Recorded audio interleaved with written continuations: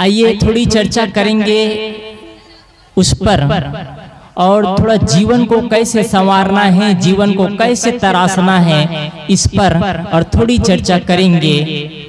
बच्चों को संस्कार कैसे दिया जाए, इन सारे विषयों पर थोड़ी चर्चा होगी। सबसे पहले जिन चर्चा हो रही थी उसी चर्चा पर आऊं, आप लोग ध्यान से सुनिएगा। माताओं को, बहनों को 3 बार अवसर मिलता है जीवन को संवारने का, 3 बार अवसर मिलता है। सबसे पहले उनका 3 बार जन्म होता है। पहली कन्या के रूप में जन्म लेती है, दूसरी बार माँ के रूप में जन्म लेती है, और तीसरी बार गृहिणी के रूप में जन्म लेती है। 3 बार आपको जन्म मिलता है, पुरुषों को ऐसा अवसर नहीं मिलता है। आप 3 कुल को सुधार सकते हैं। जिस घर के माँ और बहू में, जिस घर के सास और बहू में आपस का प्रेम का रिश्ता होता है, उस घर में एक तरंग उत्पन्न हो जाता है। उस घर में स्वर्ग ही स्वर्ग है। वहाँ के बच्चे संस्कारी होते हैं, वहाँ के परिवार के लोग सभ्य हो जाते हैं, वहाँ के वातावरण अच्छा होता है। यदि आपके घर का वातावरण खराब है, मतलब आप में कहीं न कहीं कमी है, कहीं न कहीं खरा है, कहीं न कहीं खोट है। आपको 3 बार अवसर मिलता है, 3 बार अवसर मिलता है। आप पहले बार जन्म लेती है जब माँ के कोख से, तो जब आप अपने घर में रहती है तो लगभग 20 से 25 वर्ष तक अपने घर में रहती है। पहले बार 20 से 25 वर्ष तक जिस घर में रहती है, यदि आप समझदार लड़की होती है, समझदार अच्छे संस्कारी लड़की होती है, तो पहले बार अपने उस कुल को आप सुधार सकती है। पहले बार उस कुल को सुधार सकती है। आपके घर के माँ बाप के लोग सभ्य बोलते हैं, आप सभ्य बोलना सिखा सकते हैं। आपके घर के परिवार के भैया भाभी में टकराहट है, भाई भाई में टकराहट है, आपके घर में भाभीियों में टकराहट है, उसको आप सुधार सकते हैं यदि आप सभ्य लड़की है तो। पहले बार कब से? 15 साल से 25 साल के 10 साल के अवसर में आप होश की अवस्था में होती है, आप घर को तब संवार सकती है एक बार। दूसरा बार आपको अवसर मिलता है जब आप किसी ससुराल में जाती है, तब उस घर के नक्शे, उस घर के रहने वाले, उस घर के बोलने वाले, उस घर के खाने पीने वाले, उनका सबका ढांचा बदल सकते हैं आप कम नहीं है। आपके पास इतनी शक्ति है, इतनी ताकत है कि आप अपने परिवार को बदल सकते हैं। सिर्फ ये लड़कियों में ताकत है, लड़कों में उतना ताकत नहीं है। याद रखेंगे इस चीज को। लड़कियों में ताकत है, पति को सुधार सकती है, माँ बाप को सुधार सकती है, सास ससुर को सुधार सकती है, भाभी को, देवरान को, जेठान को, सबको सुधार सकती है। वो लड़कियों में ताकत है। यदि आप में ताकत हो तो आपके घर के नक्शे बदल देना आप लोग यहाँ से जाने के बाद, और नहीं बदलते हैं तो कोई मतलब नहीं रह जाएगा आपका सत्संग सुनना। आप जिस घर में ससुराल में जाती है, ससुराल में जाने के बाद में वहाँ के वर्ताव, वहाँ का खान पियन, वहाँ के बोलना चलना, सबको आप बदल दीजिए। आप कभी टकराहट होती है, कभी आप सेवा से शुद्धाय। आदमी के विकास की 3 सीढ़ी है, सेवा, शुद्धाय और साधना। सेवा से आप अपने घर के भाभी की, देरान की, जेठान की, माँ की, सासू माँ की, सभी का दिल आप जीत सकती है, सभी का दिल आप जीत सकती है। और आपके मन में कहीं कपट भाव आ गया, मैं क्यों करूं, देरानी करेगी, मैं क्यों करूं, जेठानी करेगी, मतलब आप असफल होंगे, सफल तो हो ही नहीं सकते। ये बात लिख लीजिए आप। सेवा से कोई आदमी छोटा और बड़ा नहीं होता है।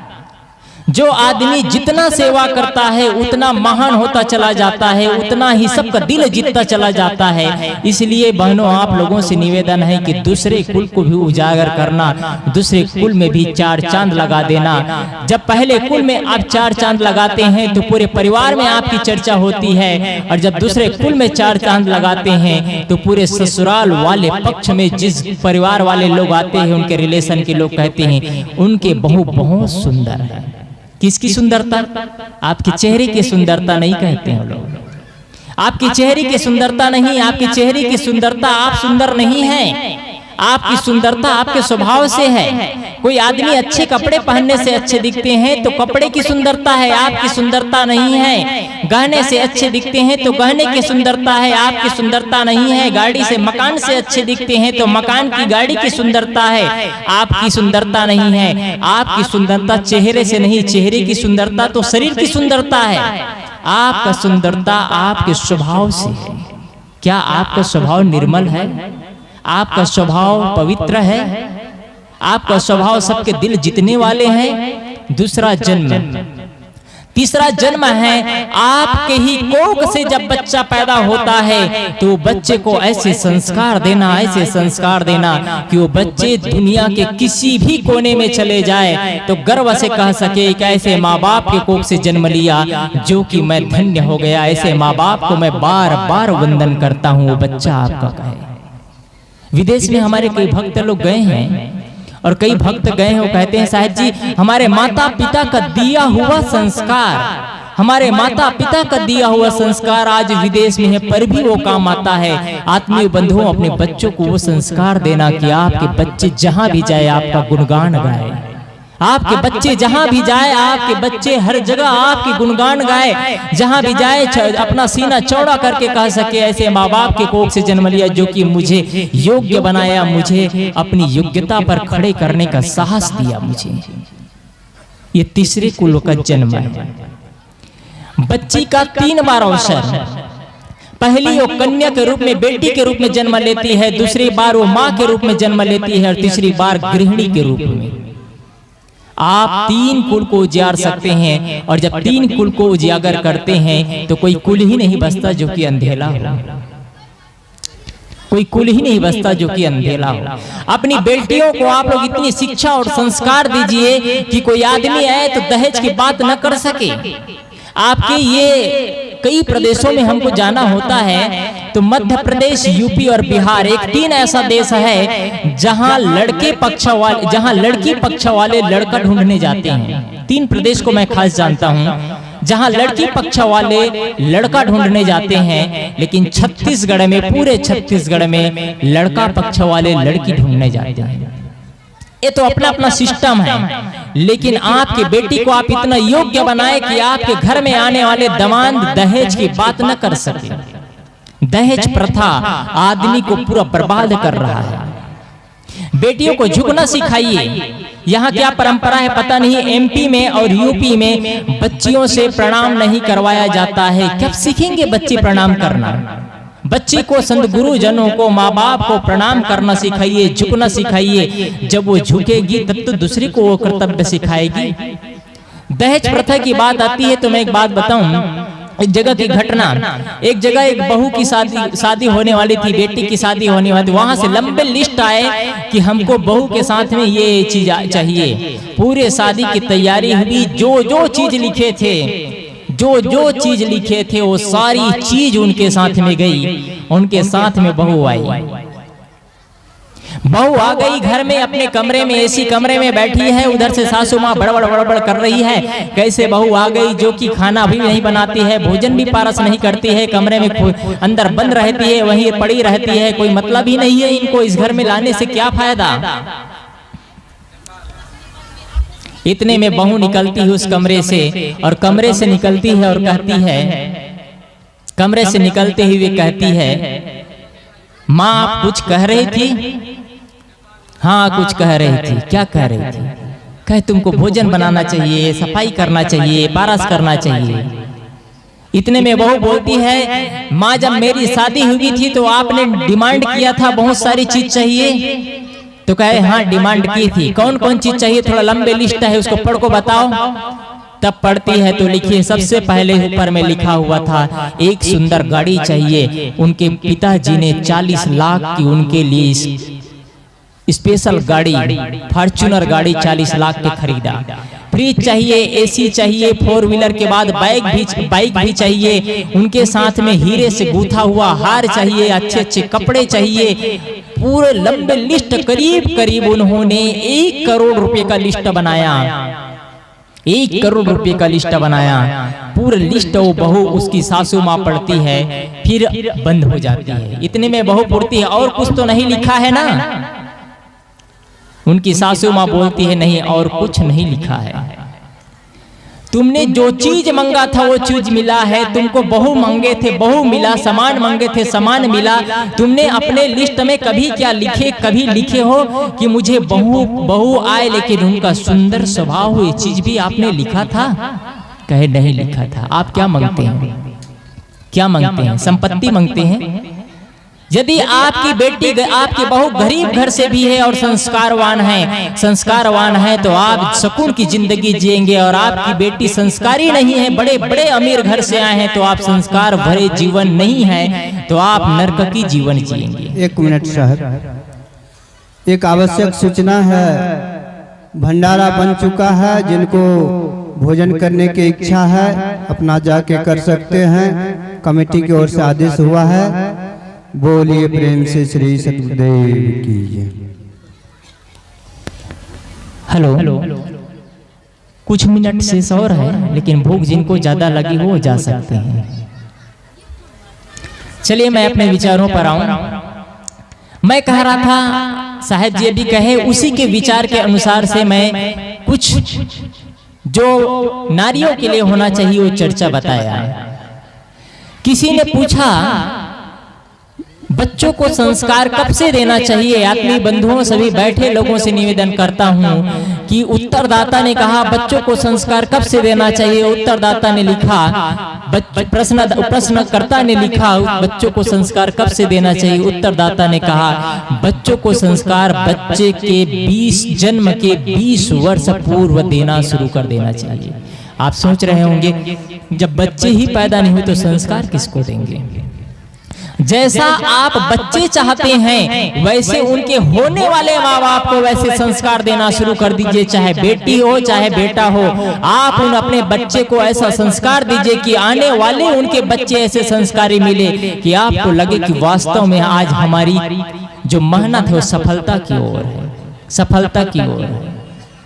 तो कम से कम आप 20 वर्ष पूरा नहीं दे सकते तो कम से कम शादी होने के बाद में जिस दिन पता चल जाता है आपके परिवार में कि नए लक्ष्मी आने वाली है, घर में बहू के पेट में कोख में बच्ची पल रही है, कम से कम उस समय तो आपका परिवार का माहौल चेंज हो जाना चाहिए। उस समय सत्संग की चर्चा होना चाहिए, उस समय ज्ञान की चर्चा होना चाहिए, उस समय वार्ता प्रेम से होनी चाहिए। तब भी लड़ाइयाँ चल रही है, तब भी द्वेष चल रहा है, तब भी पति पत्नी में ढूसम ढूस चल रहा है। बच्चे क्या सीखेंगे? बच्चे क्या सीखेंगे?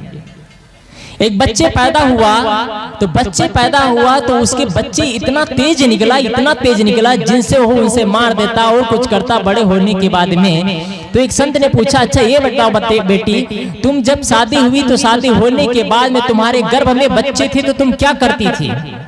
क्या पुस्तक पढ़ती थी, संतों के विचार सुनती थी, गाना सुनती थी? तो बच्ची बोलती है, उनकी माँ बोलती है, बच्ची की माँ, महाराज जी मुझे शोले फिल्म पसंद था, इसलिए शोले फिल्म बार बार देखा करती थी और करीब करीब मैंने शोले फिल्म गर्भावस्था में करीब मैंने 36 बार शोले फिल्म देखी। तो क्या शोले फिल्म देखेंगे तो बच्चे साधु निकलेंगे कि ढूसम ढूस करेंगे? आपके ऊपर है, आप बच्चे को कैसा बनाना चाहते हैं, आपके ऊपर है, आप बच्चे को कैसा संस्कार देना चाहते हैं। बच्चे आप जीवन में कितना पैसा कमाते हैं वो महत्वपूर्ण नहीं है, उससे ज्यादा महत्वपूर्ण है आप बच्चे को कितना बिल्डिंगें देते हैं ये भी महत्वपूर्ण नहीं है। गाड़ी देते हैं, घोड़े देते हैं, मकान देते हैं, उनके बैंक डिपॉजिट फिक्स करते हैं, जमीन खरीदते हैं, ये भी बहुत ज्यादा महत्वपूर्ण नहीं है। ये तो रहेगा, कुछ दिन में चला जाएगा, लेकिन बच्चे को आप, मैं कहा करता हूँ, बच्चों को आप उपहार दो या मत दो, लेकिन बच्चे को संस्कार जरूर देना।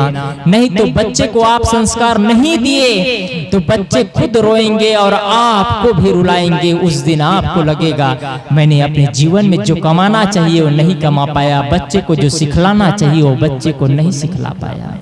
आप अपने को कोसेंगे। आपके सेविंग अकाउंट होंगे, सेविंग अकाउंट में बहुत सारे पैसा होंगे, जब बुढ़ापे की स्थिति आ जाएगी तो सेविंग अकाउंट का पैसा काम नहीं आएगा। याद है तो एक बात बताऊं, मैं एक बहुत बड़े गायिका आशा भोसले, बहुत बड़े गायिका, उनकी सुंदर मधुर आवाज, उनके संगीत सुनने के लिए आदमी तरसते थे। उन्होंने लिखा है,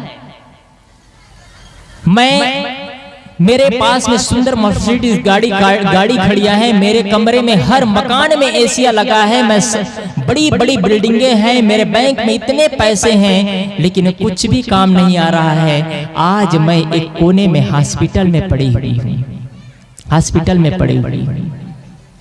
मैं लंबी लंबी उड़ान भरा करती थी, कई देशों में जाया करती थी, और मेरी गाड़ियां सिर्फ हवाई जहाजें होती थी, हवाई जहाजों से मैं यात्रा किया करती थी। आज मेरा हवाई जहाज सिर्फ दो सिस्टर है जो मुझे इस जगह से उस जगह ले जाती है। बड़े बड़े सेवन स्टार होटलों में जाकर के भोजन किया करती थी, 7 स्टार होटलों में जाकर के निवास किया करती थी, लेकिन आज मैं एक छोटे से कमरे में मात्र 6-2-8 फीट के बेड में मैं सोई हुई हूँ। मेरा कुछ भी साथ नहीं जा रहा है, कुछ भी साथ नहीं जा रहा है। दुनिया में मेरा एक यश था, एक नाम था, लेकिन आज मैं एक असहाय होकर के पीड़ित पड़ा हूँ। मेरे शरीर मेरे साथ नहीं दे रहे हैं। अब अंतिम शब्द था उनका, आपके साथ क्या जाएगा, आपके साथ क्या जाएगा। आपके अंदर कुछ संस्कार भरे होंगे, कुछ विचार भरे होंगे, कुछ क्रांतियां, कुछ भ्रांतियां, कुछ कर्मकांड, कुछ पाखंड पड़ा होगा, यही आपके साथ जाएगा ना। आप जीवन के साथ में वो चीज ग्रहण करिए, वो चीज बोलिए, वो चीज खाइए, वो चीज वैसे जीवन जिए कि आपका घर पूरा विद्यालय, आपके जीवन को आपके बच्चे पढ़े, आपके बच्चे संस्कारवान निकले। इसलिए मरते समय आप संतुष्टि भरा जीवन जिए, ये जीवन की सफलता है। कल भी इस चीज को कहा था मैं कि आप इस दुनिया से जाए तो संतुष्टि भरा जीवन जी करके जाए, बस जीवन की इतनी सफलता है। बाकी कितना कमाते हैं, कितना खोते हैं, ये सफलता नहीं, ये सफलता नहीं। आप सत्संग कराते हैं, भजन कीर्तन करते हैं, कम से कम दुर्योधनों को छोड़े, बीड़ी सिगरेट तंबाकू को छोड़े। इस चीज को कहा था, शराब पीने वालों से निवेदन है, हाथ जोड़ के निवेदन है, शराब मत पीना। शराब पीने से क्या होता है आपको एक चीज बता देता हूँ। शराब पीने से आपके शरीर में शराब जाता है, वहाँ हृदय में अटैक करता है और माइंड को भ्रष्ट करता है। तब आप कड़बड़ कड़बड़ बोलना शुरू कर देते हैं, आपको माइंड के डिस्टर्ब कर देता है।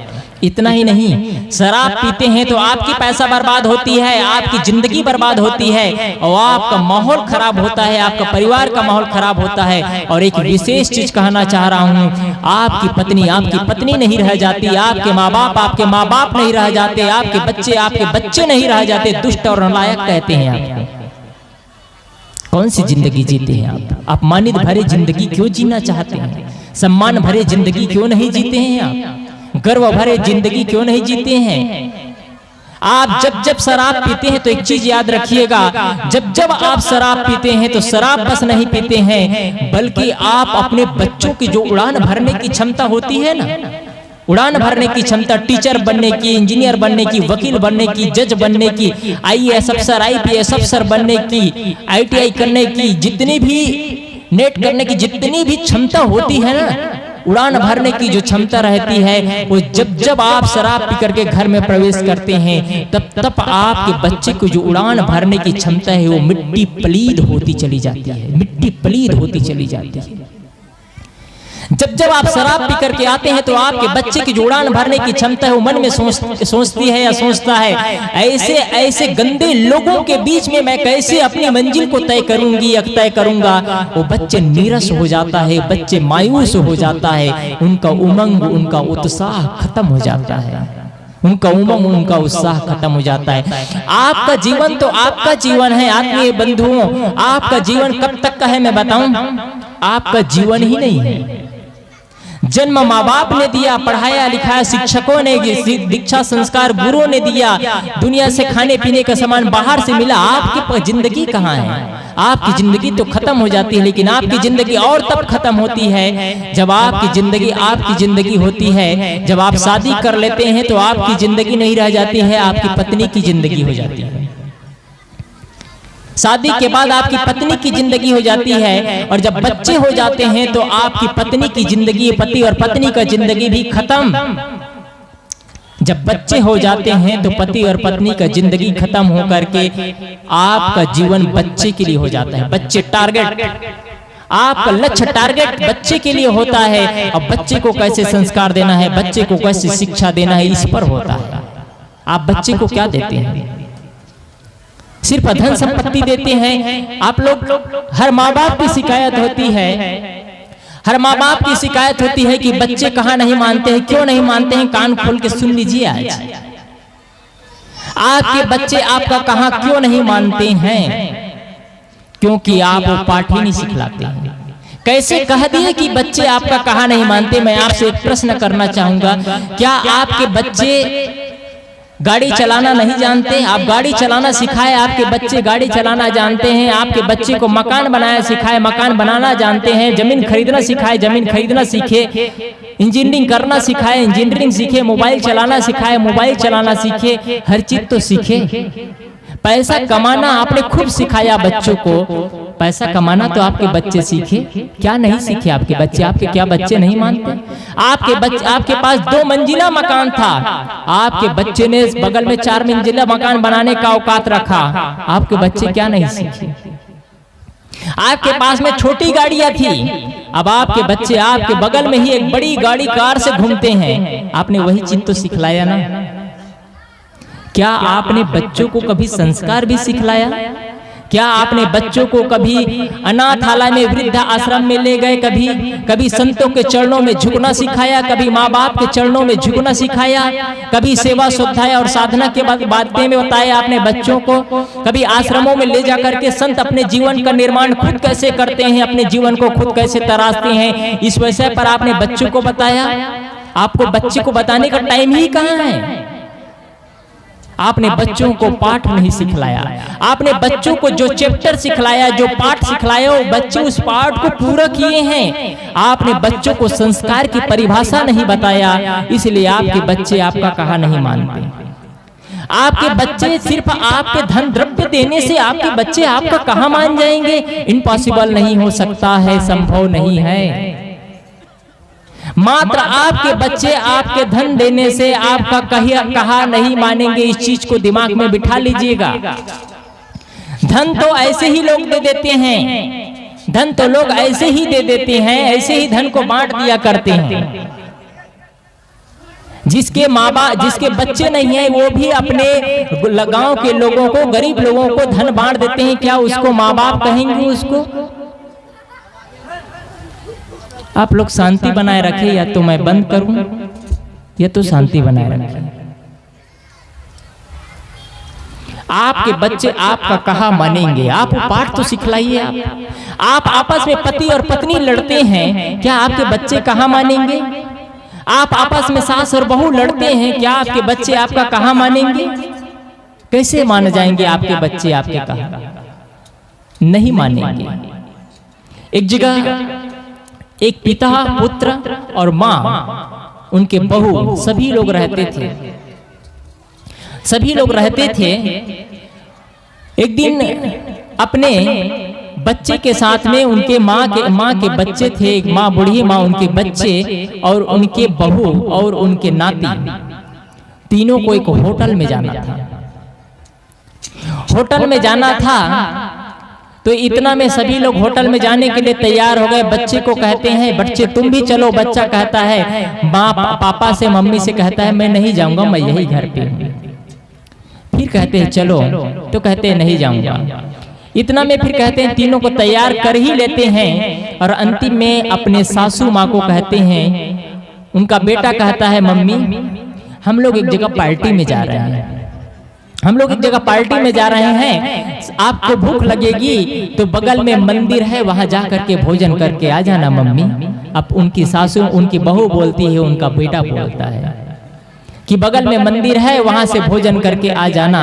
इतना में बच्चा बोलता है, पापा एक बात बताऊं, जब मैं भी बड़ा हो जाऊंगा ना, तो मैं बड़ा हो जाऊंगा तो मंदिर अपने घर में ही बनाऊंगा, क्योंकि पापा आपके पास इतने पैसे हैं, आपके पास इतने पैसे हैं और मंदिर बाहर में रहेगा तो आप बुढ़ापे हो जाएंगे, बुढ़ापे की स्थिति होगी तो आपको मंदिर बाहर में जाना ना पड़े भोजन करने के लिए, आप घर के बगल में मंदिर रहेगा वही भोजन कर लिया करना। क्योंकि अभी दादी माँ दूर में जाती है भोजन करने के लिए, और जब मैं बड़ा हो जाऊंगा तो आपके पास धन संपत्ति इतना है कि मैं बगल में ही मंदिर बना दूंगा और आप बगल के मंदिर में भोजन किया करना जब जब हम लोग पार्टी में जाएंगे तब। आपने बच्चे को क्या सिखलाया? आप अपनी बच्ची को जीवन को बर्बाद मत करिए। आपके बच्चे आपके सेविंग अकाउंट है। यदि आपके बच्चे को आपने संस्कार अच्छा दिया, आपने बच्चे को इतना अच्छा संस्कार कूट कूट के भर दिया, तो आपके बच्चे आपकी जब बुढ़ापे की स्थिति होगी, जर्जरता की स्थिति होगी, आपके घर में संपत्ति नहीं होंगे, आप रोगों से पीड़ित होंगे, और आपने संस्कार अच्छा दिए तो बच्चे कहीं से भी धन ला करके आपकी इलाज करेंगे, आपकी सुरक्षा करेंगे। और आपने बच्चों को संस्कार अच्छा नहीं दिया, धन बस दिया, और आप चाहेंगे कि बच्चे आपके साथ में रहेंगे। जब जब आप बच्चे को फोन करेंगे, बुलाएंगे, अच्छी नौकरी लग गई है, बच्चे को चाहेंगे बच्चे मेरे पास आ जाओ, मेरे तबीयत ठीक नहीं है, इलाज कराऊंगा, तो आपके बच्चे बोलेंगे माँ तुम हॉस्पिटल चले जाओ, मैं यहीं से ऑनलाइन पेमेंट कर दूंगा, मेरे पास टाइम नहीं है। क्योंकि आपने टाइम का महत्व नहीं सिखलाया। एक घटना बताऊं, समय की बात आती है तो समय इतना बेशकीमती है कि आप समय को कैसे आप संचालन करना है आपके ऊपर है। एक जगह की बात है, एक बच्चा छोटा सा बच्चा जब अब कुछ अनाउंस मत कीजिए, 10 मिनट का प्रवचन बीच में अनाउंस मत कीजिए ना। क्या चीज कर रहे हैं? बीच में अनाउंस मत कीजिए ना। भोजन के लिए इसके लिए 15 मिनट का टाइम है। शाम को पता नहीं कहानी सर आप बोले सर, बोला था नहीं कल बोले, बोलिए सर। हमको याद है, आपको याद है? याद है। इनका तो फालतू बात है, उनकी बात में मत दिखाइए। चलिए मैं अपनी बातें पर मैं कह रहा था संस्कार की बातें। मैं बीच में चर्चा किया था कि बच्चे को आप समय दीजिए। समय बहुत बेशकीमती होता है और आप समय को किस में देते हैं? पहले होता था शराब की लत, शराब एडिक्शन, अब हो गए मोबाइल एडिक्शन। शराब से भी बढ़ करके आप अब मोबाइल की लत हो गई है। सबसे पहले आप बिस्तर से उठते हैं तो किसकी दर्शन होती है? माता की दर्शन, पिता की दर्शन, भगवान की दर्शन, संत गुरु का दर्शन नहीं बाबा। सबसे पहले आप बिस्तर से उठते हैं तो मोबाइल का दर्शन, और सबसे लास्ट में आप रात्रि में सोते हैं तो किसका दर्शन करके सोते हैं? मोबाइल का दर्शन। मत करिए, जिंदगी को नरक मत बनाइए। आपका जिंदगी कोई मशीन नहीं है। आप जिंदगी को बर्बाद करने में तुले हुए हैं, अपने ही जीवन को आप बर्बाद कर रहे हैं। आप रात्रि में सोते समय मोबाइल लेकर के मत सोइए, मोबाइल बगल में रख दीजिए। यदि मोबाइल लेकर के भी रखे हैं तो मोबाइल फ्लाइट मोड में कर दीजिए। अरविंद जी को पूछिएगा, कभी फोन लगाए होंगे तो रात्रि में हमारा मोबाइल चालू रहता है कि बंद रहता है? आज तक मैं करीब मोबाइल 15 साल से रखा हूँ, ज्यादा दिन से नहीं। आज तक मैं मोबाइल रात में ऑन रखता हूँ। हाँ, यात्रा के समय बस ऑन रखता हूँ। आप मोबाइल लेकर के उसका जो तरंग है ना, वो बहुत खतरनाक होता है। चलिए मैं अपने अगले बात पर आऊं।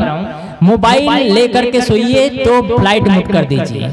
रात्रि में आप सोने के पूर्व, एक मंत्र है, सोने के पूर्व कम से कम आप 10 मिनट के लिए, 5 मिनट के लिए अकेले में बैठ जाइए और शांत जीवन, मुझे जीवन का निर्माण करना है, मुझे जीवन को सही दिशा में ले जाना है, मुझे किसी से शिकायत नहीं, किसी से शिकवा नहीं, मेरे लिए सब अच्छे हैं, सब अच्छे हैं, सब अच्छे हैं।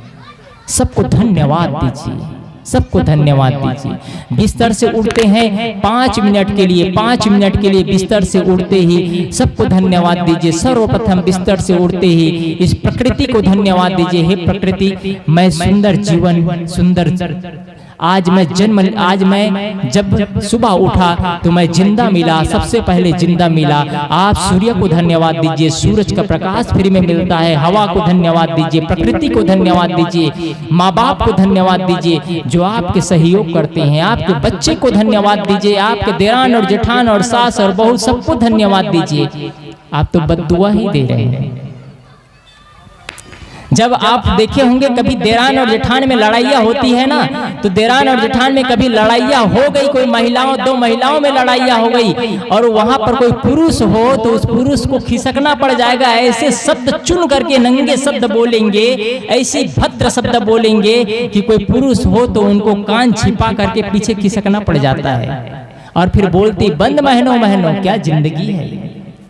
परिवार है ये, परिवार होता है आपस के प्रेम से परिवार होता है। जहाँ 4-6 सदस्य हो वही परिवार नहीं, जहाँ 4-6 सदस्य हो, जहाँ माता पिता को सम्मान दिया जाता हो, देरान जेठान को सम्मान दिया जाता हो, सास बहू को सम्मान दिया जाता हो, उसे परिवार कहा जाता है। जिस घर में देरान जेठान सास बहू भाई भाई आपस में एक साथ मिल करके दोपहर का भोजन होता हो, एक साथ सभी लोग बैठ करके पंक्तिबद्ध भोजन करते हो, मानो उस घर में रोज होली का त्योहार है।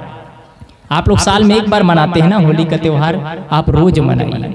और जिस घर में रात्रि के समय ऑफिस से, ड्यूटी से, खेत से, खलिहान से आने के बाद में सभी लोग रात्रि के समय एक साथ बैठ जाते हैं और एक साथ बैठ करके एक दीप प्रज्वलित कर लेते हैं। दीप प्रज्वलित करके माता पिता की आरती उतार लिया करते हैं, माता पिता की आरती उतार लिया करते हैं, संत गुरुजनों का विचार सुन लिया करते हैं और सभी के सभी बड़ों का आदर और सम्मान करते हैं। मानो उस घर में रोज दीपावली का त्योहार है, रोज उस घर में दीपावली का त्योहार है। आप साल में सिर्फ 2 दिन, साल में सिर्फ 1 दिन दीपावली का त्योहार मनाते हैं। आत्मीय बंधुओं, आप सभी से निवेदन है कि आप पूरे साल भर दीपावली का त्योहार मनाइए।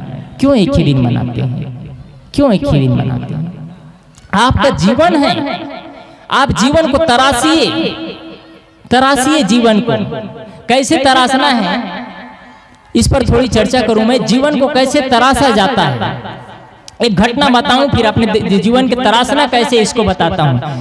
एक आदमी संत के पास जाते हैं और संत के पास जाने के बाद पूछते हैं, भाई साहब, संत से पूछते हैं, भगवान मेरे जीवन का महत्व क्या है? आप सभी लोग बैठे सभी लोगों से निवेदन है कि आप सभी के सभी इस घटना से जीवन का महत्व पता चल जाएगा। आपके जीवन का महत्व कितना है आप खुद लगाइएगा, आपके जीवन का महत्व कितना है। वो संत से पूछते हैं, संत भगवान मेरे जीवन का महत्व क्या है? वो संत बैठा था, उसके बगल में एक बक्सा था, बक्सा से एक पत्थर निकालता है और दे देता है। कहते इस पत्थर को बेचना मत, तुम पूछना चाहते हो जीवन का महत्व क्या है, ये बात मैं बाद में बताऊंगा। पहले इस पत्थर को तुम जितना अधिक जगह हो सके इस पत्थर का कीमत पूछ करके आना, बस बेचना बस मत, बेचने की गलती मत करना।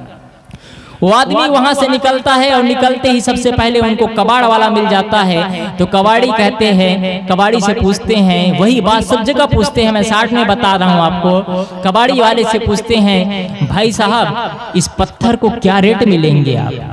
कबाड़ी वाला पत्थर को उलट पलट के देखता है, चमकीला और अच्छा पत्थर दिख रहा है। कहते हैं तुम्हारे पत्थर अच्छे दिख रहे हैं, चमकीले दिख रहे हैं, ये कोई कहानी नहीं है, कोई पत्थर नहीं है, आपके जीवन की घटना बता रहा हूं मैं। कहानी पत्थर बेचने वाले को कहते हैं, कबाड़ी वाले भाई साहब तुम्हारे पत्थर अच्छे और चमकीले दिख रहे हैं, इसलिए आपके पत्थर को मैं लोहे के भाव पे खरीद सकता हूँ। वो आदमी आगे बढ़ता है, लोहे के भाव 20 रुपए किलो था उस समय। वो आदमी आगे बढ़ता है और आगे बढ़ने के बाद में कहाँ जाता है? एक सब्जी वाले के पास जाता है। सब्जी वाले वही बात कहता है, सब्जी वाले भी वही कहते हैं, आपके पत्थर अच्छे और चमकीले हैं, इसलिए आपके पत्थर को मैं 40 रुपये में खरीद सकता हूँ। 20 रुपये से 40 रुपये पे चला गया। आगे फिर बढ़ता है तो वो एल्युमिनियम के दुकान में जाता है। एल्युमिनियम के दुकान में वही पत्थर है, 400 रुपये किलो तक बिकने को तैयार है। पत्थर वही है, जगह बदल दिए, पत्थर का रेट बढ़ गया। आदमी फिर आगे जाता है, एल्युमिनियम के दुकान से एक पीतल के दुकान में जाता है।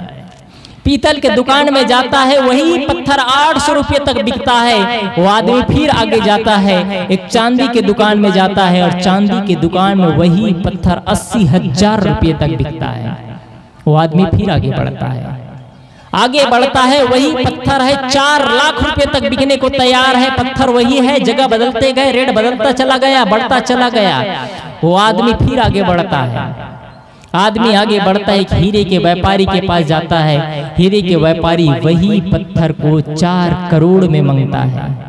वो आदमी को संतोष नहीं हुआ। पता चला था कि वहाँ एक बहुत बड़े व्यापारी है, डायमंड सिटी है, वहाँ चलते हैं। और डायमंड सिटी में सूरत, हमारा आश्रम है सूरत में, वहाँ भी मैं 1 साल रहा हूँ। वहाँ हमारे हीरे के व्यापारी बहुत से भक्त लोग हैं, उसके बारे में बताऊंगा मैं। वहाँ वो जाकर के पता करता है तो हीरे के व्यापारी उसको कहता है, आपके पत्थर का आप रेट, इस जगह रेट अदा करने वाले नहीं हैं।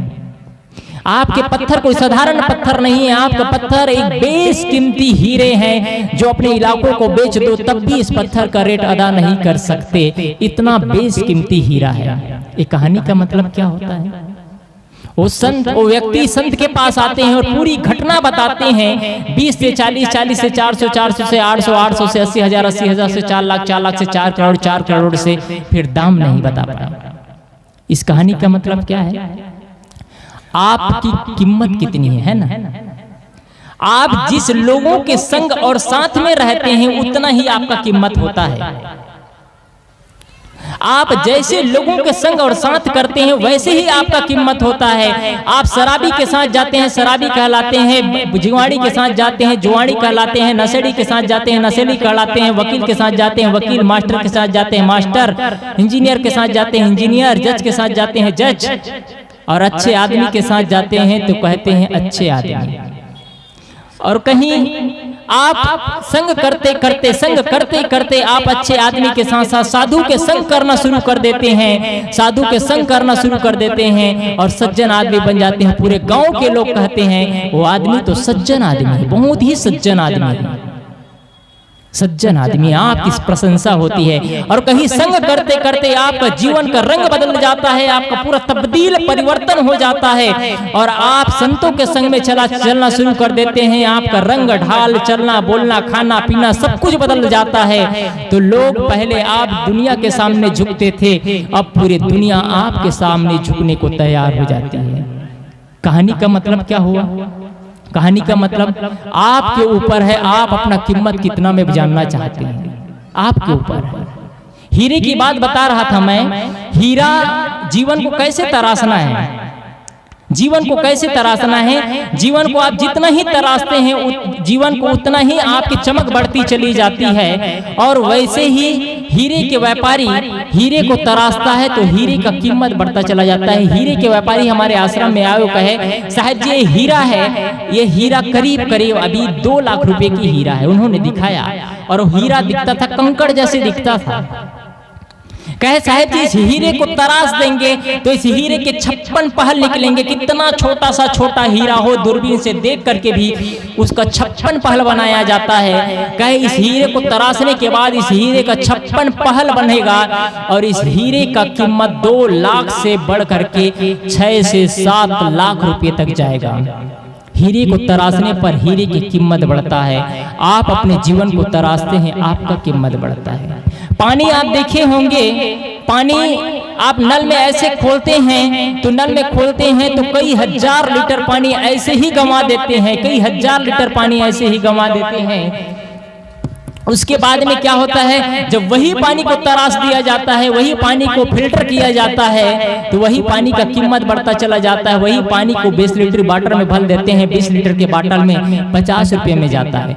वही पानी को SI मार्का लगा बाटल में भर देते हैं तो वही पानी 20 रुपए लीटर में 20 रुपए लीटर में कहाँ जाता है, रेलवे स्टेशन में। और वही पानी का जगह बदल दिए, एयरपोर्ट में चले गए तो एयरपोर्ट में जाने के बाद में वही पानी का कीमत 50 रुपए लीटर हो जाता है। कीमत आप बढ़ाइए अपनी, आप अपना कीमत बढ़ाइए, जीवन को तराशिए, जीवन को सुंदर बनाइए, बच्चों को अच्छा संस्कार और शिक्षा दीजिए। बच्चे आपके सेविंग अकाउंट हैं, बच्चों को गलत शिक्षा मत दीजिए, बच्चे को लूले और कमजोर मत बनाइए, बच्चे को अपने आप पर सर्वशक्तिमान बनाइए, अपने पैरों पर खड़ा होना सिखाइए। तो निश्चित ही सत्संग करना सफलता होगा। आप सभी को मैं अनेक अनेक धन्यवाद देते हुए अपने वाणी को विराम देता हूँ। बोलिए सद्गुरुदेव।